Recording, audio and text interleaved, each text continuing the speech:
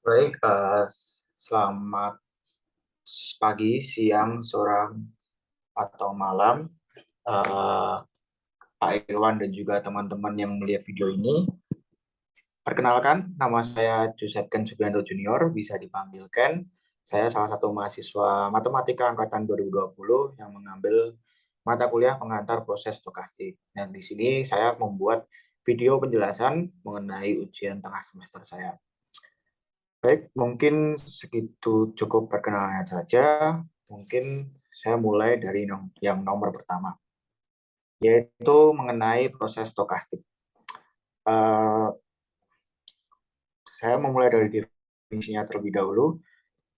Mungkin eh, proses stokastik di sini eh,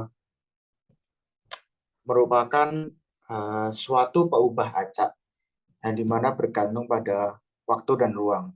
Nah, biasanya di sini dilambangkan sebagai X atau bisa di ringkas menjadi XT.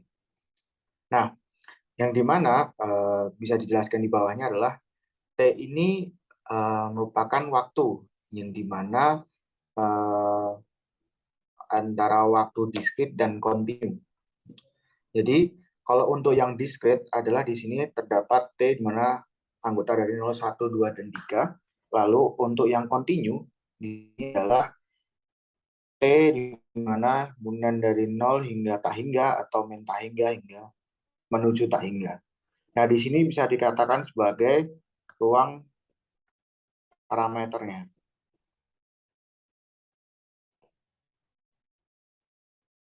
Lalu selanjutnya terdapat omega, yang dimana adalah hasil dari suatu percobaan, di mana omega ini adalah merupakan ruang sampelnya.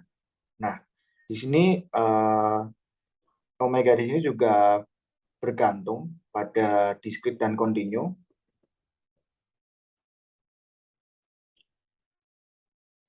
yang dimana nanti menjadi ruang keadaan.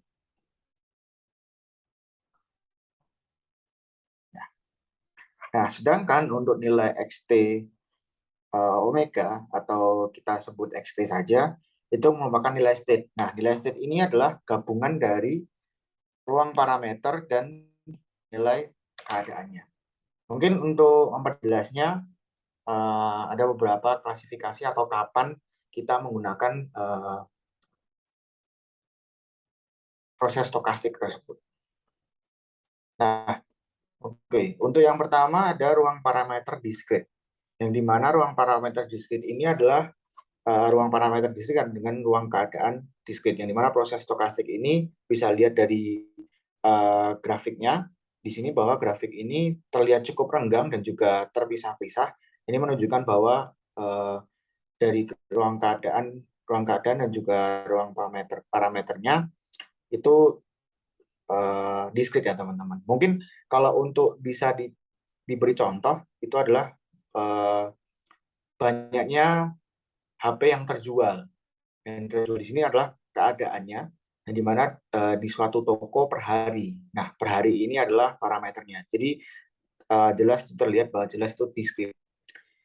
Untuk yang klasifikasi yang kedua, yaitu ada ruang parameter diskrit, namun ruang keadaannya kontinu. Jadi di sini bisa terlihat bahwa ruang parameternya itu diskrit, yang di sini diskrit dan juga kontinu, untuk keadaannya kontinu. Nah, mungkin untuk bisa dikasih contoh ya, itu kita bisa lihat volume curah hujan belakangan ini. Nah, itu kan ruang keadaannya itu kontinu, volume curah hujannya itu kontinu. Lalu dalam tiap hari dalam 1 bulan. Nah, 1 bulan itu kan waktunya rentannya lama. Dan itu bisa dikatakan sebagai parameter diskritnya, teman-teman. Oke, kita bisa lanjut saja. Lalu selanjutnya ada klasifikasi mengenai ruang parameter kontinu, namun ruang keadaannya diskrit.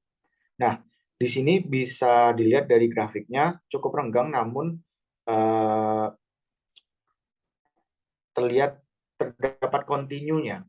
Ya, di mana kalau bisa kita ambil contoh di sini adalah banyaknya kendaraan yang masuk gerbang tol pada interval T sembarang, interval waktu sembarang.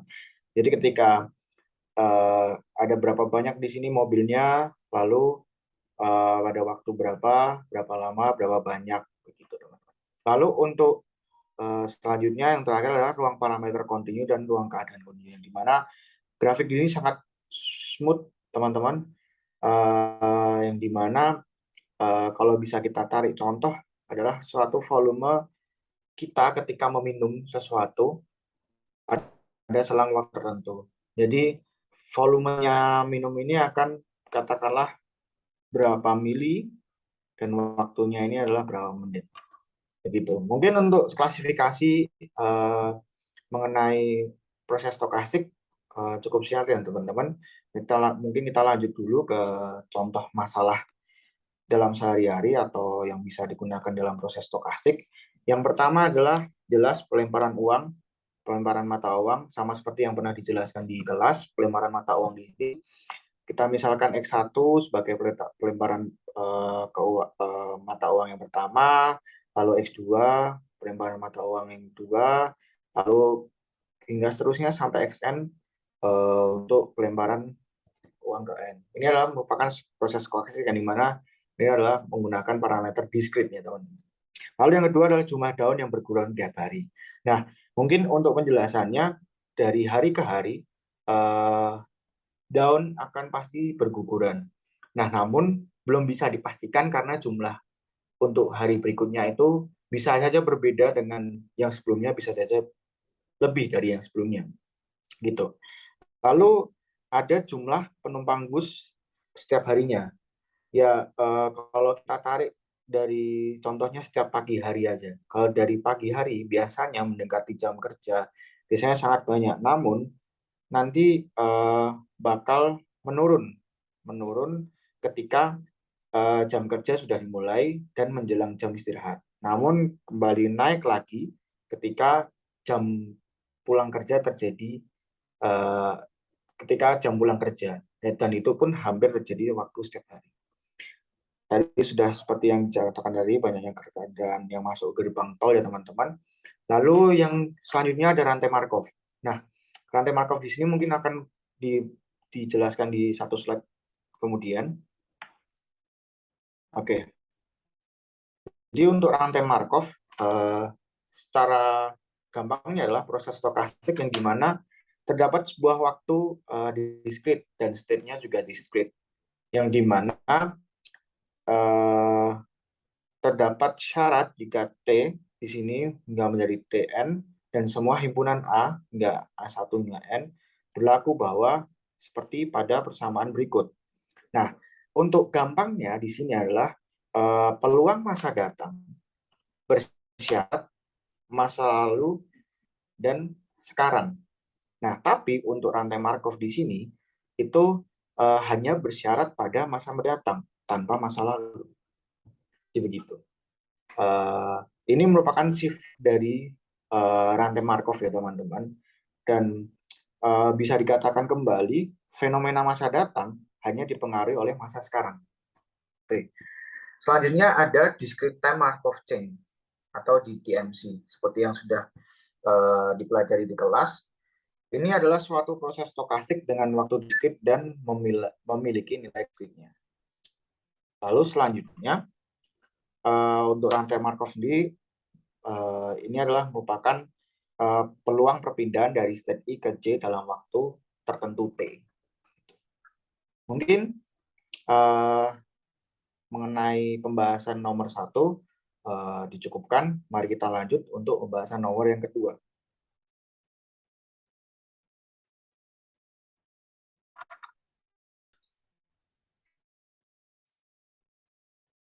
Oke, baik.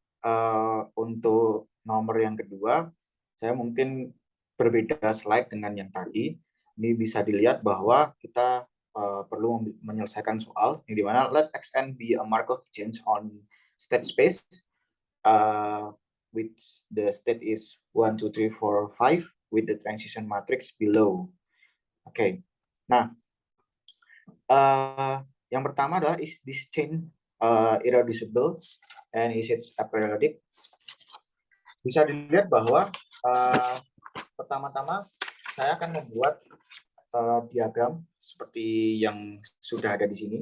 Nah, Ini menyesuaikan dengan matriks yang di sini dari 1 menuju ke 2. Nah, dari yang saya gambar di sini, saya bisa menentukan bahwa terjadi suatu pergerakan di mana dari 1 menuju ke 2, ke 4, lalu kembali ke 1 lagi, lalu 1, 2, ke 5, kembali ke 1 lagi, 1, 3, 4, kembali ke 1 lagi, dan 1, 3, 5, kembali ke 1 lagi, yang dimana ini merupakan saling communicate. Nah, selanjutnya setelah didapat saling communicate, maka diperoleh bahwa 1 ke 2, 2 ke 5 saling communicate, 5 ke 3 juga saling communicate, 3 ke 4 saling communicate, dan 4 ke 1 saling communicate. Maka akibatnya setiap state yang saling communicate, maka chain bersifat irreducible. Oke. Berarti ketika apakah ditanyakan chain ini irreducible, berarti iya. Nah, kalau dilihat dari gambar di sini tadi, kita bisa lihat bahwa 5 ini dapat kembali ke dirinya sendiri, yaitu dengan peluang setengah. Maka karena tadi bersifat irreducible, maka dengan alasan state 5 kembali pada dirinya sendiri dengan peluang 1,5, maka bisa dikatakan chain ini adalah aperiodic. Lalu lanjut soal yang kedua adalah find the stationary probability factor. Nah, untuk stationary probability factor kita bisa melihat dari sigma dari PI, yang dimana PI ini mengikuti dari state-nya, yaitu P1 tambah P2 tambah P3 tambah P4 tambah P5 sama dengan P1. Lalu diperhatikan bahwa bisa dibentuk suatu matriks yang menghasilkan persamaan seperti pada bawah berikut ini. Lalu untuk selanjutnya dari beberapa persamaan-persamaan yang di bawah ini hingga ada persamaan ke-6, maka bisa dilakukan substitusi untuk menghasilkan semacam ini, yaitu P4-nya 3/10 P1, P5-nya 7/5 P1. Nah, lalu dari persamaan 6 yang kita punya ini bisa dibentuk semacam ini untuk mendapatkan nilai P1. Nah, di sini diasumsikan P1-nya adalah 1 tambah 1/2 tambah 1/2, dan ini hasilnya P1 di sini adalah 10/37. Karena sesuai yang tadi, sesuai yang dari persamaan-persamaan berikut, maka dihasilkan P2, P3, P4, dan P5. Maka untuk vektor stationary probability di sini adalah sekian. Oke, lanjut ke soal nomor C. Suppose the chain start in state 1. What is the expected number of step until it is in state 1 again? Nah, di sini adalah gampangannya adalah expected number until it's in state 1 itu kita dapat mencari nilai dari mean passage times M11, yang dimana kalau kita lihat dari M11 ini adalah seper PI, P1. Nah, karena seperti 1 ini sudah ditemui, yaitu sekitar 10/37, maka dengan kata lain untuk expected number untuk dari state 1 menuju kembali ke state 1 itu adalah 3,7. Lalu untuk 2 yang gede, suppose X0 sama dengan 1, berapa peluang ekspektasi jika di state 1, berapa ekspektasi langkah menuju ke step 4. Nah, jadi di sini bisa kita lakukan bahwa step 4 ini akan dilakukan absorbing. Nah, yang dimana 4 menjadi di sini, karena kita mau menuju ke 4, jadi bisa kita mendapatkan ini adalah matriks S dan ini adalah matriks Q. Nah, maka dari matriks Q ini kita bisa lanjutkan ke penjumlahan matriks inverse dari I, I kurangi Q, yang dimana sekian dan melakukan dengan perhitungan mendapatkan hasil sekian. Nah, sehingga banyaknya ekspektasi langkah dari state 1 menuju ke state 4 adalah jumlah entry baris pertama matriks ini, yaitu berarti jumlahan dari matriks ini, yang dimana totalnya adalah 34/3. Untuk soal selanjutnya, soal terakhir dari nomor 2, masih diasumsikan bahwa dimulai X0 adalah state 1, yang dimana kemudian ditanyakan berapa peluang chain memasuki state kelima sebelum ke state 3. Dari sini bisa dilakukan absorbing seperti nomor D ini, namun yang diabsorbing adalah 3 kan kelima. Kenapa tidak hanya cuma kenapa 3 dan harus 3 dan 5? Karena jika salah satu misalkan hanya diabsorbing hanya 5, maka dari state 1 itu bisa langsung menuju ke 3. Nah, ini matriks independen ketika dilakukan absorbing, ini matriks 0, di matriks S, dan ini matriks Q. Nah, selanjutnya ketika sudah didapat matriks Q, di sini akan dilakukan operasi yang dimana mencari matriks inverse dari I min Q dan juga nanti dikalikan dengan matriks S. Di mana di sini matriks I min Q-nya diinverskan lalu dikalikan dengan matriks S-nya. Lalu diperoleh perhitungan sekian. Nah, didapat jadi dapat probabilitas atau peluang chain dari state 1 memasuki akan masuk ke state 5 terlebih dahulu sebelum ke state 3, maka kita bisa mengambil dari nilai entry matriks pertama kolom kedua, karena ini dikatakan matriks 3 dan matriks 5. Jadi nilai dari entry matriks baris pertama kolom kedua berarti adalah 4/9. Sehingga didapat probabilitas chain dari state 1 akan masuk ke state 5 sebelum ke state 3 adalah 4/9. Nah, mungkin untuk pembahasan nomor 2 sudah bisa dicukupkan. Kita lanjut langsung aja ke pembahasan nomor 3. Oke, baik. Mungkin selanjutnya akan saya lanjutkan untuk pembahasan nomor 3, yaitu pembahasan mengenai paper.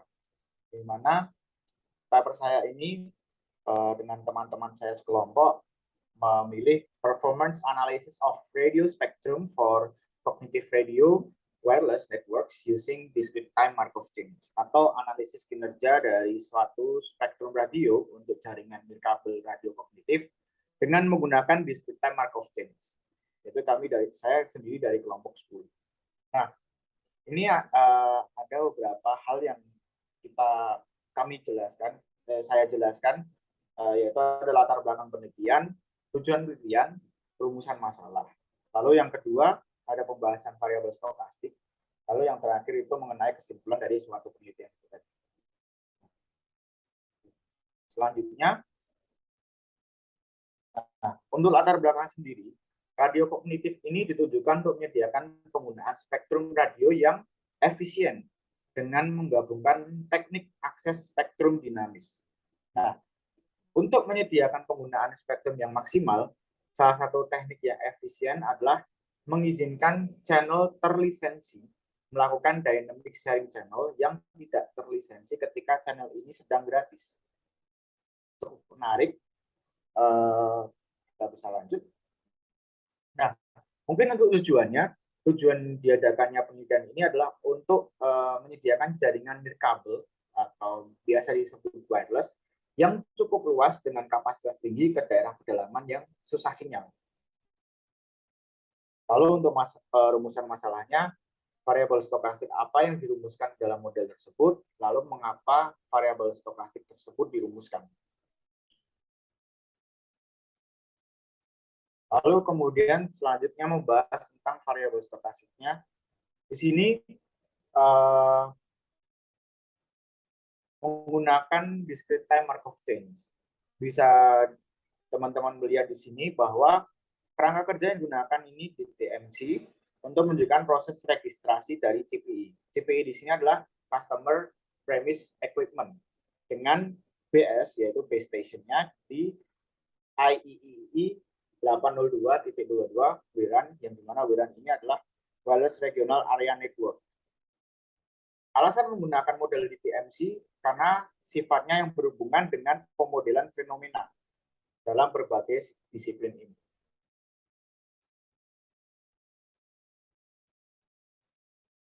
Oke. Untuk pembentukan variabel stokastiknya, di sini terdapat 5 state, yang dimana state-nya itu menyajikan untuk CPE-CPE yang terdaftar dalam base station-nya tadi. Nah, untuk state 0 di sini adalah state awal, di mana tidak ada CPE yang terdaftar dalam basis. Lalu untuk state ke I-nya, itu di mana CPE telah menyelesaikan langkah ke I pendaftaran, dengan I-nya adalah sebagai berikut, 1, 2, 3, 4, 5. Nah, ini untuk diagramnya nanti akan dijelaskan secara lebih detail di berikutnya. Ini ada 0, 1, 2, 3, 4, 5 menuju ke semuanya menuju ke 5. Di mana menuju ke 5 itu adalah satu hal yang sukses. Oke, ini yang pertama.